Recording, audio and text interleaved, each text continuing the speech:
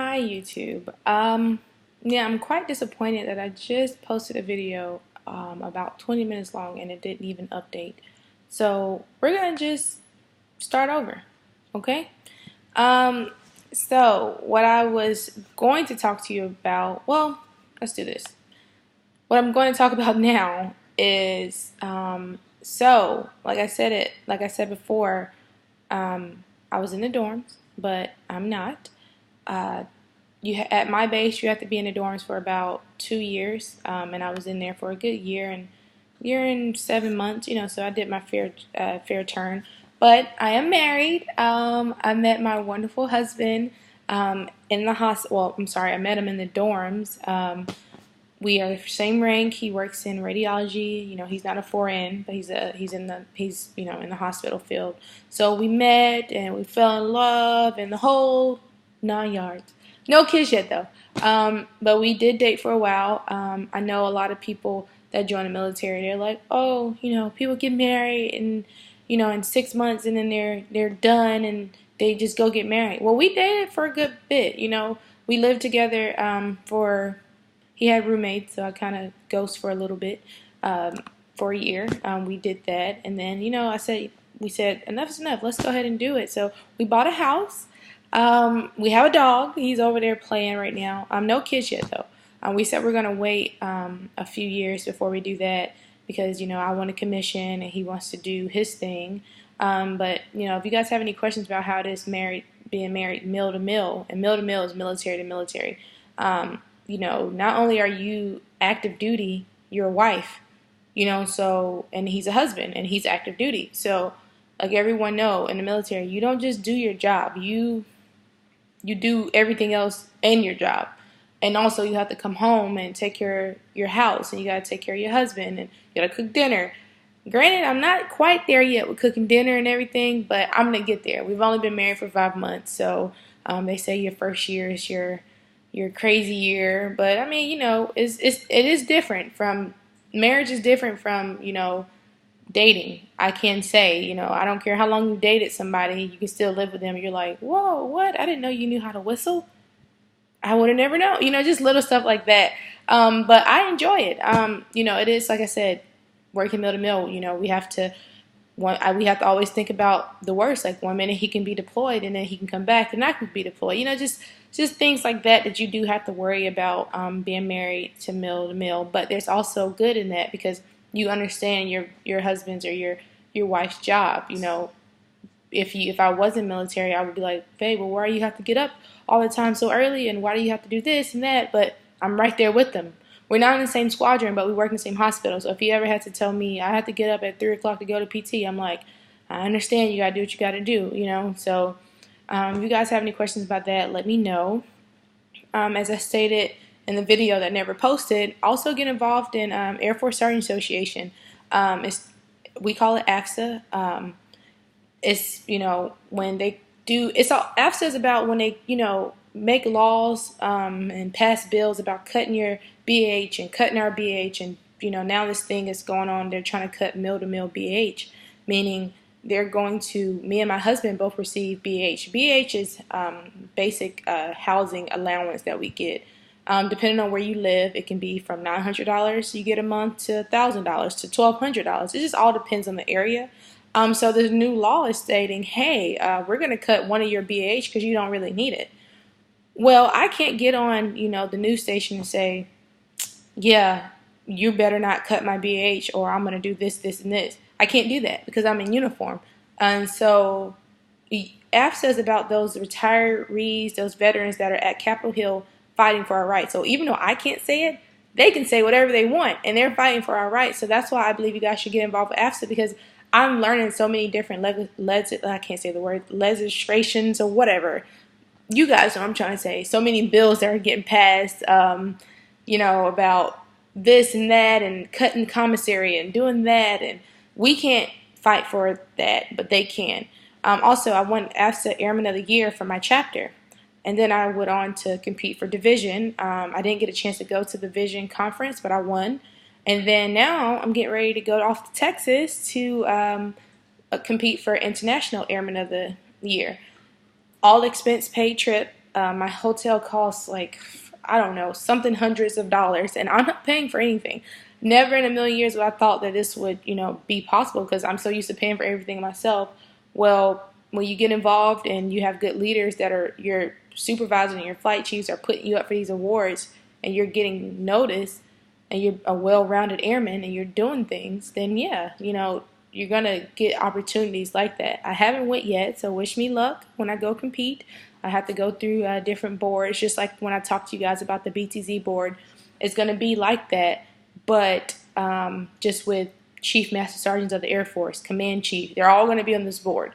So you guys wish me luck. I mean, if all fails, I'm going to at least say, hey, I met the Chief Master Sergeant of the Air Force and the Secretary of Defense, but we all want to win. But at the end of the day, it's all about the experience that you get. I will make a video about that. Also, excuse me.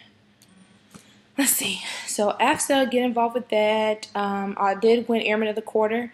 Like I stated, I didn't win the first time. And I think you guys, we have to experience losing so we can really appreciate winning. I won to a very put together, confident, good airmen. Like, I'm not the only good airman out there. Like, there's better airmen and good airmen, you know what I'm saying? But it helped me realize, like, you know what?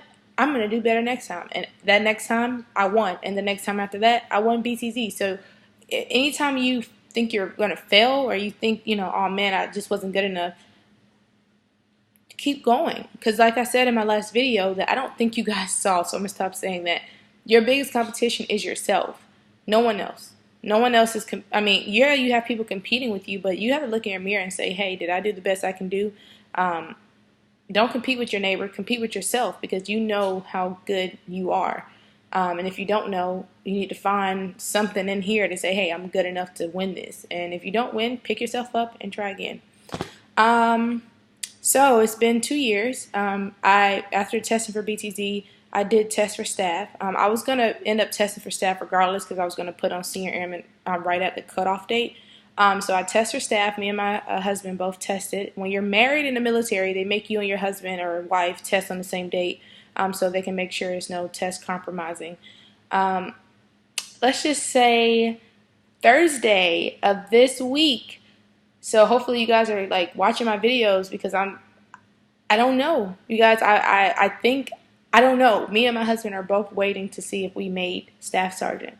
So that would be the perfect cherry on my cake. However, I don't have plans on staying enlisted, but if I can be a staff sergeant and help mentor other airmen before I commission, that would be perfect. I would love to get that experience to be, a NCO. That would be awesome. So I'll keep you guys updated with that. The study material that we use, just in case you guys are wondering, we use the PDG Advisor. Go online and get that because they kind of put what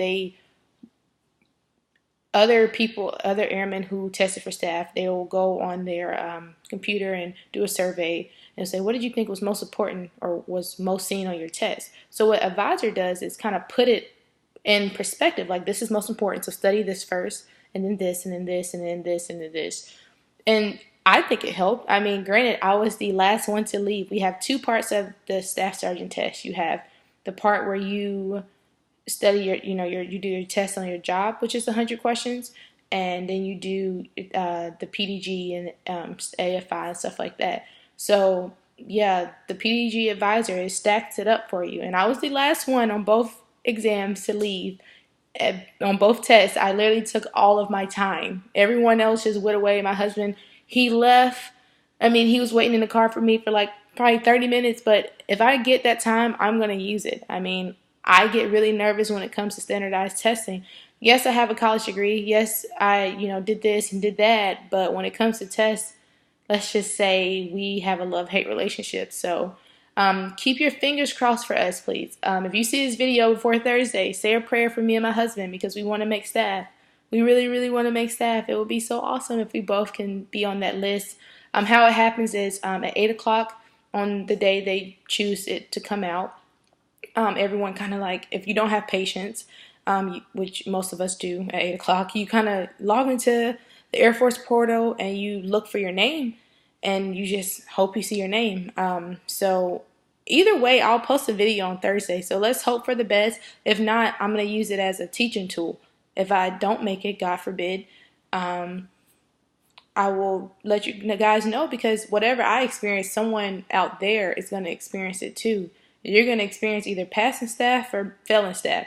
My husband, he took it twice. This is his second time testing. Everyone doesn't make it on their first try. If you do make it, that's awesome. If you don't, you have a year to study. We will see. So Thursday, we will see, you guys. So enough about that. I'm trying not to think about that. Um, Honor Guard. Make sure you guys get involved with your base honor guard. I did that for a year. Um, I did say in my last video that you guys did not see that I did have a good experience with honor guard, but like I said, I think it depends on your leadership.